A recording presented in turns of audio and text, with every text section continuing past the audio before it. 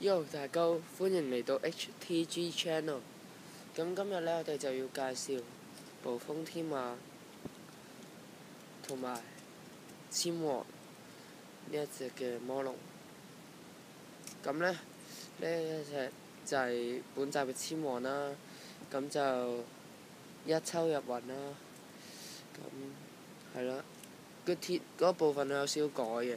今集都算係改做片啦。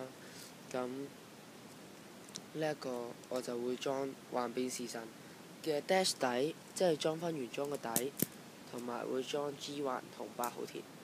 點解會咁裝？因為佢本身屬於呢一個平衡型啦，可以望到呢個防禦機制係會整出嚟嘅。咁呢隻天馬暴風天馬，好多人細個如果有玩極爆戰魂就知佢係一隻個主角嚟㗎啦。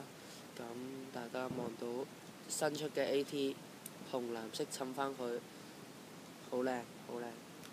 咁係啦，至於幾時拍對戰片呢？我就預計應該考試，因為我嚟緊都要考試啊。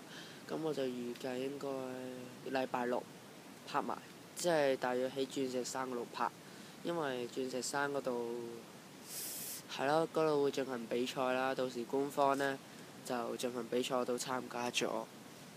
咁好啦，咁我喺呢度就講一講啦。有人問我，即係我有個同學問我叫鄧文軒，佢問我點解我咁耐都唔出片。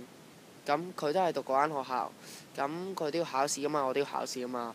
咁我哋就應該會今個禮拜六見完之後，應該隔一個禮拜後我先會再拍片㗎啦。